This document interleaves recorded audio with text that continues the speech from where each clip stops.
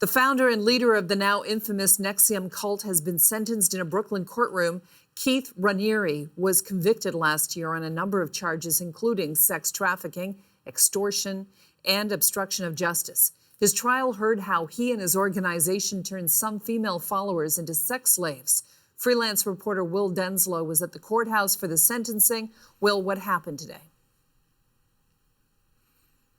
Well, Cal, before the judge issued this sentence to Keith Raniere of 120 years behind bars, we heard victim testimony from 15 people. The first really kicking off proceedings was a woman that just went by the name of Camilla, who said that she was sexually abused by Keith Raniere when she was just 15 years old. She was then in a sexual relationship with him for 12 years. Speaking to the court, she said that Keith Raniere hid abuse behind concepts of value and nobility, but there is nothing noble about abusing a child. Of course, NXIVM was created as a self-help group, but during Keith Raniere's trial here in New York City last year, prosecutors alleged that there was an inner working within NXIVM that involved women being used as sex slaves, even branded with Keith Raniere's initials, and had to forced to hand over nude pictures of themselves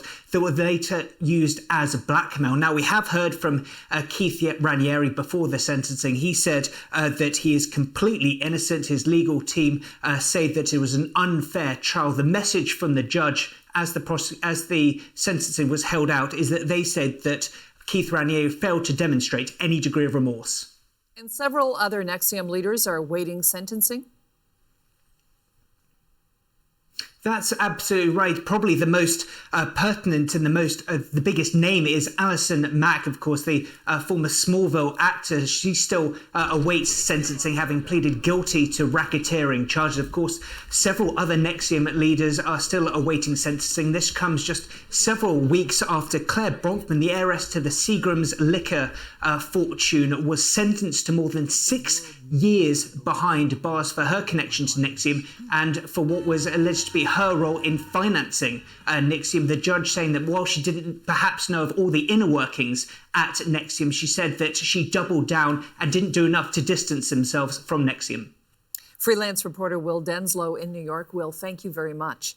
A Vancouver woman who went public with her allegations of sex slavery and NXIVM reacted after the sentencing today. I did send a video impact statement. I said that this is not a victim impact statement, this is a survivor statement. And I spoke for quite some time, but one of the things I said that I think is important is I said, you're not my coach or a guru or a leader, you're a parasite, a grifter, and a liar.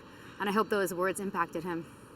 You know, even though obviously I'm happy that he's gotten 120 years in prison, there's also a lot of sadness. A really beautiful group was destroyed because he lied to us, to many of us, and there's a mixture of happiness and sadness, and I hope that everyone can heal and move on with their lives.